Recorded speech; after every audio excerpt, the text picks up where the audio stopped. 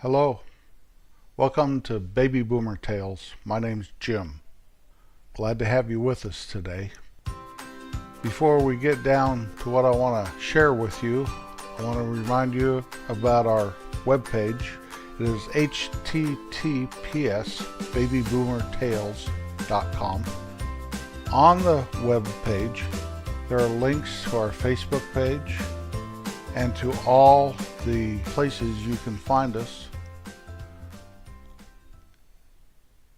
Before video games, life was probably simpler, but we had to have some sort of toys.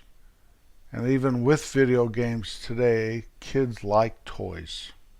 I'm going to share with you what I remember about my toys and somewhat how I played with them.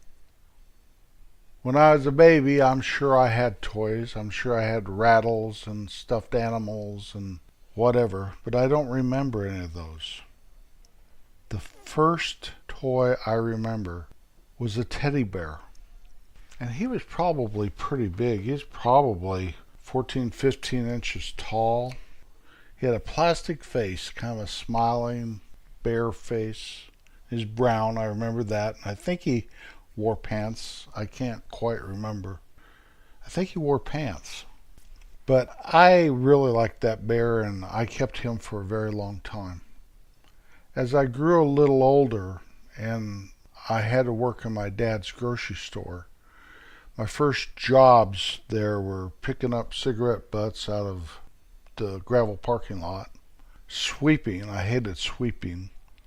But also burning trash. In the basement of the store, they would cut the box tops off of the boxes filled with groceries and throw them down the stairs. And there's always a bunch of that down there. And there's a big coal furnace. And my job was to burn the trash. It was called burn the trash. And you'd fill that furnace full of box tops and trash and whatever and burn it. In the wintertime, they burnt coal to keep the old store building warm. But my brother John and I, one day, were down there burning trash, and we always just throw one piece in at a time, watch it burn, you know. I'm sure we drove my dad crazy that we couldn't just stuff it all in there and light it and go about our business and work more. But we did. We'd burn one piece at a time. Well, I had my teddy bear there for some reason. And all of a sudden we got this big idea, let's throw the bear in. I don't know if my brother shared that teddy bear with me or if it was mine, or if it was his idea to throw the bear in or if it was mine. All I know is the bear ended up in the firebox and his face began to melt, and I panicked. I freaked out. I remember I got him out somehow. Boy, I just held my hand to my mouth. I hope that you could hear that. Just amazed at what I did, I guess. And some miraculous reason we didn't burn the store down, because there's always all this trash around, you know, that we're supposed to be putting into the furnace, and hit the bear and put all flames out and whatever and rescued the bear. And for years, that poor bear had kind of a melted face and some burn spots on him. And I love that bear. I still remember that bear. I know exactly what he looks like before and after the burning incident. I'm sorry, bear. I wonder what happened to that bear. Growing up, my main toys were what my brothers and I called little men. They were either little army guys or cowboys and Indians, stood about 2 inches tall. I know that because I have a couple in a drawer in my office, and I went and I measured them before I started recording. It was 2 inches. And we had great time with that. We'd set them up and knock them down. We had a thing called a shooter, and we took turns.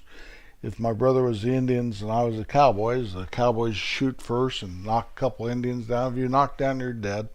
And I remember looking at the Ward's catalog at all these little men sets. And one time there was a like Fort Apache or something like that, and it was this little steel fort you put together. You put your cowboys in there, and the Indians had horses and everything. And we'd play with those literally hours on end. My mom used to have to sew patches on our jeans, and they came with iron-on patches later. But my dad would get up in the middle of the night to check the house and step on those little men and threaten to throw them away, and be kind of like you stepping on a Lego today. That was great fun and great fantasy in my little brain.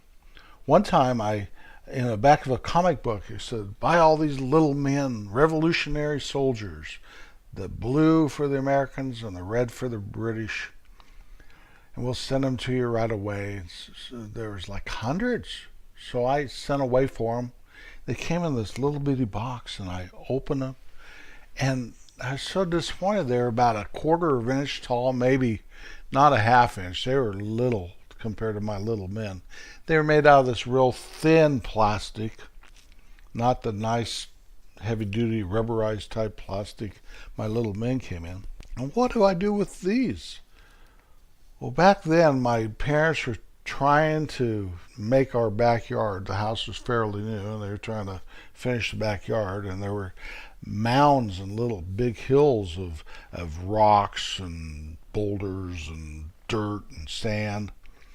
And so we took those little men, the Revolutionary soldiers, outside and set them up there, and we threw rocks at them. Same thing, my brother or whoever was red or blue and vice versa. But the rules changed a little. They could get hit and they'd be okay unless they broke. And it took us a couple summers to break most of them. I guess we broke so many that we couldn't have little battles after a while. So that was my experience with little men. I remember a cannon I got at Christmas. And there was a big cannon. I bet it was 18 inches long, stood probably 8 inches, 10 inches tall. Shot these rubber darts, and it could shoot them 40 feet anyway. The reason I know it could shoot them 40, 50 feet is my mom, I remember her talking to my aunt or uncle on Christmas, standing at one end of the kitchen, and we lived in the basement back then. And I was on the other end of the room, which was the living room, and she was standing there just talking, having a good old time, and I aimed that cannon at her, and I shot it, and it hit her right between the eyes. Knocked her glasses off. She dropped the phone, screamed, freaked me out. I thought it was the end of the world for me. And I was a pretty good shot. But she let me keep the cannon, and I had to promise something like I'd never shoot at anybody again or something. But I was probably about 7 or 8 years old. It was very funny looking back. I'm glad nobody got hurt. My best game was electric football. You'd put these little football players on this field that looked like a football field, and it would vibrate, and the guys would move along, and it was designed where if you set them so their face was to the left, they would vibrate to the left. And it was great, and you could really have little games. And I had a friend, Terry, and him and we ordered extra players, and Terry painted all the players. I designed my uniforms for my teams. I think I had 4 teams, and he had 4 teams. And we had a league. We used my mom's egg timer for, quarters, and it was great. We played that for years and years. Finally, I was too old, probably about the time I discovered girls, and I let Terry have all my football men. That was a mistake. I should have kept them.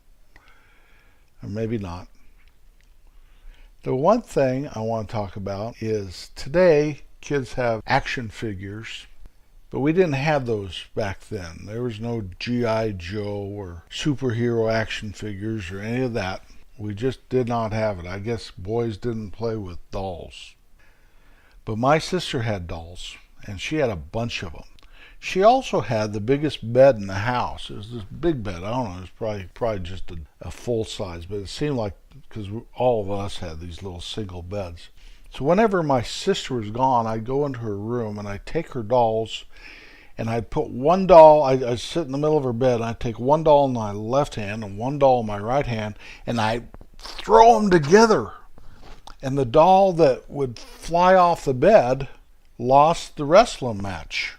And the doll that didn't fly off the bed, he lived to wrestle another day. And I'd have little wrestling tournaments. She had this one doll. It really wasn't a doll, but it was like a piggy bank, and it was this little baby in a diaper with a graduation cap on, and you put nickels and dimes in the top of it. And so that thing was always quite heavy. And it was always the champion. I remember it matching up to a Barbie or something. Those Barbies just go flying. I'd smash them together and the Barbie go flying, hit the wall or something.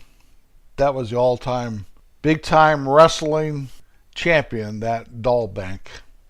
I don't know if my sister ever knew I did that or not. I usually did it when nobody's around, or else I'd probably be shamed for playing with dolls. And I wasn't playing with dolls. I was knocking the bejeemities out of them. I don't know if I broke them. I think I remember breaking one once and trying to fix it or making some lame excuse. What my favorite thing was, and it really wasn't a toy, but it was baseball cards. I'd play with baseball cards. I'd buy them. I thought that the baseball players chewed that stale gum that came in the packages. I didn't realize they were chewing tobacco back then. But I'd always have a wad of that gum in my mouth. Every time I got a nickel, I'd buy a pack of baseball cards. I had thousands and thousands of them. And I did all kinds of things with them, but I never put them in the spokes of my bicycle or anything. But I'd play little games with them. But I collected them. I separated them. I tried to keep the New York Yankees. They were my favorite team when I was a kid. I don't know if it was because of Mickey Mantle or if it was because that's the only team you could get on Saturday morning baseball or Saturday afternoon baseball. But I love my baseball cards. Christmas morning was always full of toys. Remember that? I'd wake up about 5 in the morning and tiptoe out and see what was out there at the tree. Then I'd ask my parents in this little mouse voice if we could get up. Of course, I was told no, go back to sleep. So I'd go wake my brothers up and cause them a big excitement.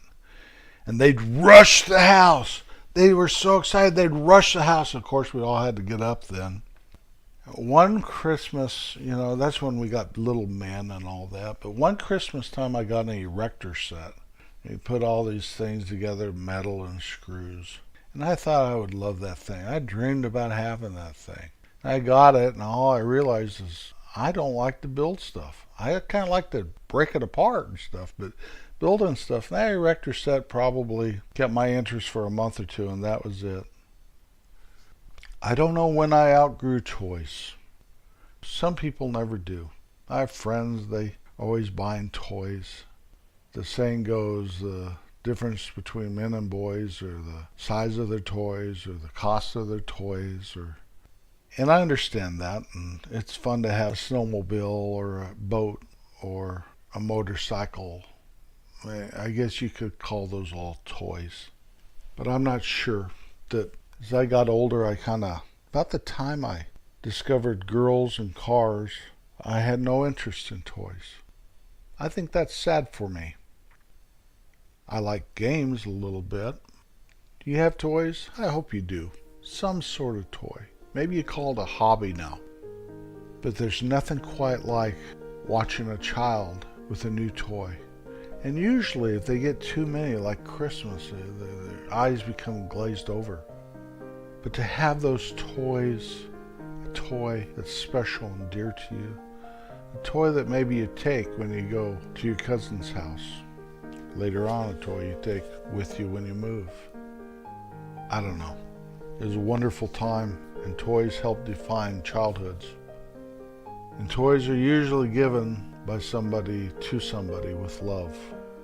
And they, by all means, are received with love.